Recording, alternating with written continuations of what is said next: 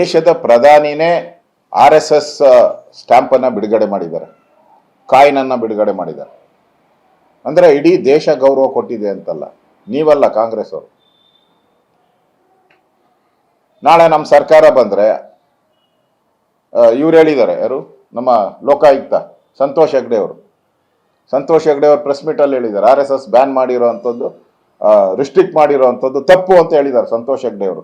ಅವರು ಸುಪ್ರೀಂ ಕೋರ್ಟಿನ ನ್ಯಾಯಾಧೀಶರಾಗಿದ್ದರು. ಲೋಕಾಯುಕ್ತ ಬಹಳ ಪ್ರಖ್ಯಾತಿಯನ್ನ ಪಡೆದಂಥವ್ರು ಇಡೀ ಲೋಕಾಯುಕ್ತದಲ್ಲೇ.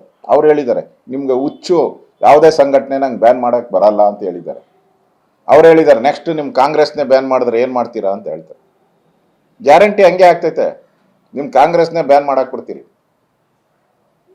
ಮಾಡಬೇಕು, ಯಾಕೆಂದ್ರೆ ಈ ತರ ದೇಶ ವಿರೋಧಿ ಚಟುವಟಿಕೆ ಮಾಡುವಂಥವ್ರಿಗೆ, ಅಡುಗು ತಾಣಗಳಿಗೆ ನೀವು ಸಪೋರ್ಟ್ ಮಾಡ್ತಾ ಇದ್ದೀರಾ, ನೀವು ಬೆಂಬಲ ಮಾಡ್ತಾ ಇದ್ದೀರಾ, ಅವ್ರ ಕೇಸ್ಗಳೆಲ್ಲ ವಾಪಸ್ ತೆಗಿತಾ ಇದ್ದೀರಾ.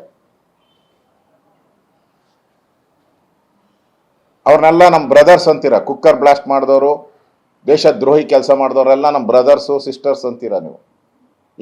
ಇನ್ನೇನು ಬೇಕಾಗಿದೆ ನಿಮ್ಗೆ? ಅದಕ್ಕಿಂತ ಪ್ರೂಫ್ ಏನು ಬೇಕಾಗಿದೆ ನಿಮ್ಗೆ ಬ್ಯಾನ್ ಮಾಡೋಕ್ಕೆ? ಅದರಿಂದ ಇವತ್ತು RSS ಮೇಲೆ ಏನು ಮಾಡ್ತಾ ಇದ್ದೀರಾ, ಅದು ಮುಂದಿನ ದಿನಗಳಲ್ಲಿ ನಿಮಗೆ ತಿರುಗುಬಾಣ ಆಗ್ತೈತೆ. ಆ ಎಚ್ಚರಿಕೆಯನ್ನು ಕೂಡ ನಾನು ಕೊಡ್ತಾ ಇದ್ದೀನಿ. ಗೌರವಯುತವಾಗಿ ಅದೊಂದು ಸಾಮಾಜಿಕ ಸಂಘಟನೆ. ಅವ್ರು ಯಾವತ್ತಾದರೂ RSS ಡ್ರೆಸ್ ಹಾಕೊಂಡು ಬಂದು ಯಾವ್ದಾನ ಕ್ಯಾನ್ವಾಸ್ ಮಾಡಿದ್ದಾರೆ ಯಾರಿಗಾನ? ಯಾವತ್ತೂ ಮಾಡಲ್ಲ.